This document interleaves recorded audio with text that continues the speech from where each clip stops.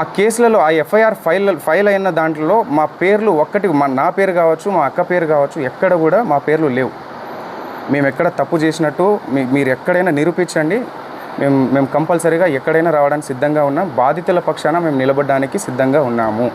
కంపల్సరీగా ఇదైతే గట్టిగా చెప్తా. ఆ ఆంజనేయ స్వామి మీద ఒట్టేసి చెప్తున్నా. మా బంజారా కుల దైవమైనటువంటి సేవాలాల్ సాక్షిగా చెప్తున్నా. తుల్జా భవాని మా అమ్మవారు, తుల్జా భవాని అమ్మవారి పైన అమ్మవారి పైన ఒట్టేసి చెప్తున్నా. మాకు ఈ మైక్రో ఫైనాన్స్ స్కామ్కి ఎటువంటి సంబంధం లేదు. దయచేసి గమనించగలరని చెప్పేసి కోరుకుంటున్నా. అండ్ ఇంకో విషయం ఏంటంటే, బండి శివ అనే వ్యక్తి వేరు, శివా చౌహాన్ అనే వ్యక్తి వేరు. శివా చౌహాన్ నేను. ఈ బండి శివ అనే పేరుని తీసుకొచ్చి శివా చౌహాన్ అని చెప్పేసి మొత్తం ఈ ట్రోల్స్ ఎందుకు జరుగుతున్నాయో మాకు అర్థం కావట్లేదు.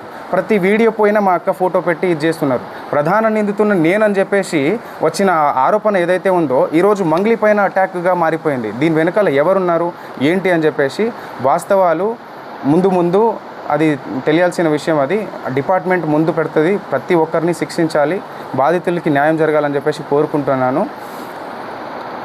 14 ఏళ్ళుగా ఒక్కొక్క మెట్టు ధర్మంగా, ఒక్కొక్క మెట్టు ప్రతి పాట ఒక శక్తిలాగా వచ్చే ఒక పాటని ఆమె ముందుకు తీసుకొస్తూ జనాల్ని అంత ఇదిగా తీసుకొస్తూ అంత ధర్మంగా ప్రతిదీ అంత ముందుకు తీసుకొస్తున్నప్పుడు అలాంటి ఒక్కొక్క మెట్టు పవిత్రంగా ఎక్కిన మెట్టుని బదనం చేయడానికి వీళ్ళు ప్రయత్నిస్తున్నారంటే ఎందుకు ఆరోగ్యంగా మాట్లాడదండి?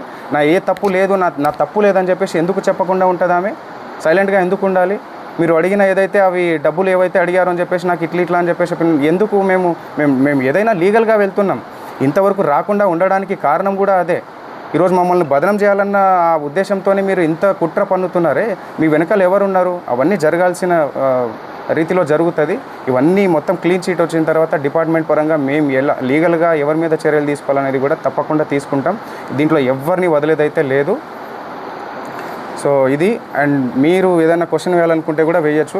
సో వీళ్ళు మమ్మల్ని ఏప్రిల్లో ఒక పబ్లో అక్కని కలిసి నా నంబర్ తీసుకొని ఇట్లా ప్రోగ్రామ్ ఉంది అన్న, ఇట్లా రావాలి, అక్క రావాలి, ఇట్లా ఉంది, మా దగ్గర డబ్బులు చాలా ఉన్నాయి, సో మేము ఎంత అయినా ఇస్తాము, అక్క మాత్రం కంపల్సరీ రావాలన్న ఉద్దేశంతో పిలిచారు. సరే చూద్దామన్న ఉద్దేశంతో చెప్పినాను. తర్వాత వెంటనే ఒక 1 month తర్వాత ఈ మన ఎమ్మెల్యే ప్రోగ్రామ్ జరిగింది. ఆ ఎమ్మెల్యే ప్రోగ్రాంలో వీళ్ళు నా పక్కనే ఉంది మా విలేజ్, అక్కడ మిర్యాలగూడ నుంచి పక్కనే మాకు. సో మీరు రావాల్సిందే అన్న, కంపల్సరీగా డిన్నర్ అరేంజ్ చేసిన నేను, అక్కని తీసుకురా అన్న, అది ఇది అని చెప్పేసి వాళ్ళు రిక్వెస్ట్ చేసి, దాని తర్వాత కూడా అక్క ప్లీజ్ అక్క ఒక్కసారి రాక, నాకు కొంచెం హెల్ప్ఫుల్గా ఉంటుంది అక్క, నువ్వు వస్తే నాకు బిజినెస్ కొంచెం నాకు రన్ అవుతుంది అక్క అన్న ఉద్దేశంతో పిలిచారు. సో సర్లే అని చెప్పేసి, ఎలాగో ప్రోగ్రామ్ వీళ్ళు ఇస్తారు కదా అన్న ఉద్దేశంతో మేము దారిలోనే వెళ్తాం. అక్క ఆ దారి నుంచి ఇట్లా ఆ దారిలో వెళ్ళే దారిలోనే మా ఇల్లు ఉంటుంది.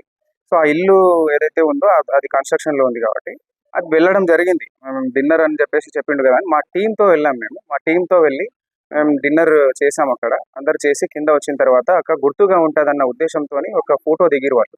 తర్వాత మేము కలిసిండేది ఇట్లా ఆఫీస్ పర్పస్ అని చెప్పేసి, ఓపెనింగ్ చేసుకోవాలని చెప్పేసి, ఇక్కడ హైదరాబాద్లో కూడా ఒక ఆఫీస్ కావాలి మాకు అని చెప్పేసి చెప్పడంతో, సరే ఫ్లాట్ ఉంది మీరు చూడండి ఒకసారి, మీకు నచ్చితే తీసుకోండి అని చెప్పడం జరిగింది. నేను చూసిరు వాళ్ళు, చూసిన తర్వాత నచ్చిందని చెప్పేసి అగ్రిమెంట్ చేసుకున్నాము. అంతా ఓకే, అంతవరకు ట్రాన్స్ఫర్ చేసిరు. అది అప్పటి నుంచి ఏర్పడిన పరిచయం ఇది. ఆ ఉద్దేశంతోనే నేను కూడా వాళ్ళ ఆఫీస్కి వెళ్ళడం జరిగింది. అక్కని పిలిస్తే లేదు అని చెప్పేసి నేను వెళ్ళడం జరిగింది. నేను రాలేను, కావాలంటే తమ్ముని తీసుకెళ్ళంటే నేను వెళ్ళిన. సో వెళ్ళిన తర్వాత ఈ ఆఫీస్లో ఎవరెవరైతే ఉన్నారో మనకు తెలియని వాళ్ళంతా. సో మధు అనేటోడు పిలిచిండు కాబట్టి అక్కడ వరకు నేను నార్మల్గా వెళ్ళి ఫోటో దిగేసి వచ్చేసిన. ఆయనే కారు పంపించిండు, ఆయన్ని రిటర్న్ నన్ను డ్రాప్ చేసిండు. నాతో పాటు ఇద్దరు వచ్చిర్రు, ఏవైతే నా మీద ఆరోపణలు చేస్తున్నారో, ఇట్లా ఇచ్చిన డబ్బులు ఇచ్చిన, సమ్ అమౌంట్ ఇచ్చిన, క్యాష్ ఇచ్చిన అని చెప్పేసి, అవన్నీ అవాస్తవాలు. ఏమన్నా ఉంటే బయట పెట్టండి, తప్పకుండా నేను దానికి ఎక్స్ప్లెనేషన్ ఇస్తాను. డిపార్ట్మెంట్ ఉంది, చట్టాలు ఉన్నాయి, తప్పకుండా దానికి ఒక ప్రాసెస్ అనేది ఉంటుంది. ఆ ప్రాసెస్లో అనేది వెళ్దామని చెప్పేసి మేము లీగల్గా వెళ్ళాలని ఇంతవరకు ముందుకు రాలేదు. సో దయచేసి మీరు గమనించగలరని చెప్పేసి అనుకుంటున్నాను. దాని తర్వాత ఏదైతే ఫ్లాట్ సేల్కి అని చెప్పేసి వచ్చిన తర్వాత జస్ట్ 2-3 months మాత్రమే వీళ్ళు మన దగ్గర ఉండడం జరిగింది. ఆ 2-3 monthsలో కావాల్సిన ఆ ప్రూఫ్స్ అన్నీ మన దగ్గర ఉన్నాయి. రెంట్ ఉంటా అని చెప్పేసి ఆ కీస్ ఏదైతే ఉందో, రెంట్ ఉంటాం, కావాలంటే రెంట్ డబ్బులు ఇస్తానక్క, కొన్ని మీటింగ్స్ పర్పస్ అని చెప్పేసి మాకు ఉంటుంది, మీటింగ్స్ ఉన్నాయి. ఆ మీటింగ్స్కి కొంతమంది వస్తూ ఉంటారు.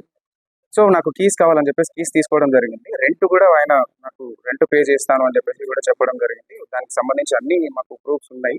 సో తప్పకుండా మేము మా పైన వెరిఫికేషన్ వచ్చినప్పుడు మేము తప్పకుండా దాన్ని ఎక్స్ప్లెనేషన్ ఇచ్చుకుంటాము.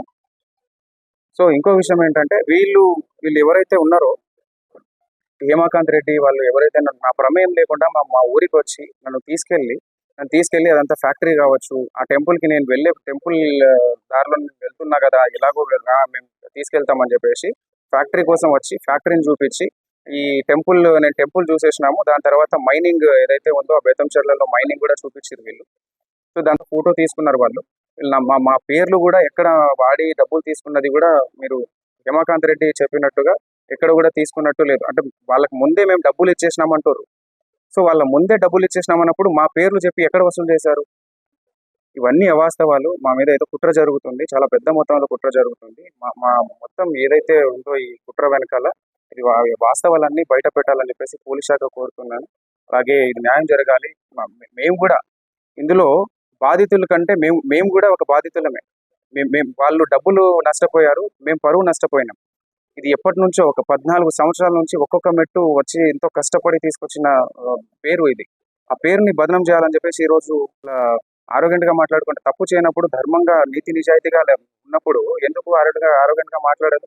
నా తప్పు ఏది లేదండి అని చెప్పినా కూడా ఆయన సుబ్బారావు అడ్వకేట్ అనే వ్యక్తి ఇలాగా ముందుకెళ్ళి మీడియాలో ప్రచారం చేయడం ఎంతవరకు కరెక్ట్?